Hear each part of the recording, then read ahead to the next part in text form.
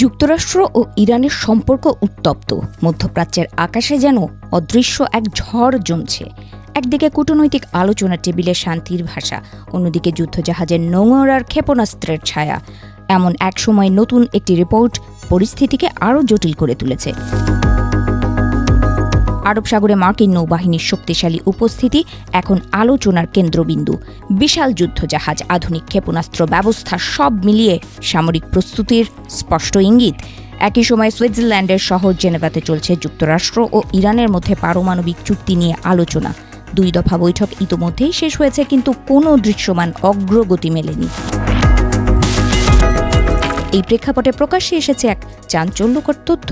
মার্কিন president Donald ট্রাম্পের ঘনিষ্ঠ কিছু উপদেষ্টা নাকি মনে করছেন ইসরায়েল আগে হামলা চালাক। তাদের যুক্তি, ইসরায়েল যদি এককভাবে প্রথমে আঘাত হানে এবং তার জবাবে ইরান যদি মার্কিন ঘাঁটি বা স্থাপনায় আক্রমণ করে, তাহলে যুক্তরাষ্ট্রের জনগণের সমর্থন পাওয়া সহজ হবে।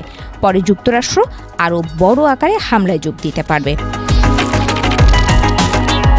যদিও এ বিষয়ে আনুষ্ঠানিকভাবে কিছু ঘোষণা করা হয়নি, তবু ওয়াশিংটন ও তেল আবিবের কূটনৈতিক মহলে জল্পনা তুঙ্গে।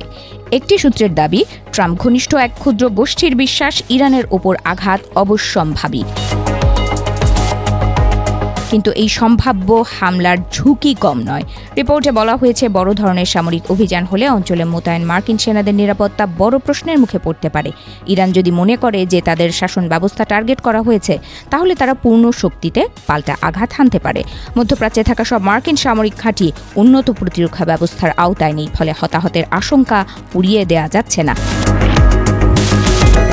এদিকে মার্কিন প্রশাসনের শীর্ষ পর্যায় থেকেও কড়া বার্তা আসছে। মার্কিন পররাষ্ট্রমন্ত্রী মার্কো রুবিও অভিযোগ করেছেন, ইরান শুধু পারমাণবিক কর্মসূচিই নয়, আন্তঃমহাদেশীয় ব্যালিস্টিক ক্ষেপণাস্ত্র বা ICBM কর্মসূচিও এগিয়ে নিচ্ছে। তার বক্তব্য, জেনেভা আলোচনায় পারমাণবিক ইস্যুর পাশাপাশি ক্ষেপণাস্ত্র কর্মসূচিও বড় বিষয় হয়ে উঠবে। মার্কিন ভাইস প্রেসিডেন্ট জেডি ভ্যান্সও একই সুরে কথা বলেছেন। তিনি দাবি করেছেন, জুন মাসে ইরানের কিছু পারমাণবিক স্থাপনায় হামলার পর তেহরান আবারও তাদের কর্মসূচি পুনর্গঠনের চেষ্টা করছে। তার স্পষ্ট বার্তা, ইরান কখনো পারমাণবিক অস্ত্র অর্জন করতে পারবে না। যদি তারা সেই পথে এগোয়, যুক্তরাষ্ট্রের জন্য তা গুরুতর সমস্যা হয়ে দাঁড়াবে।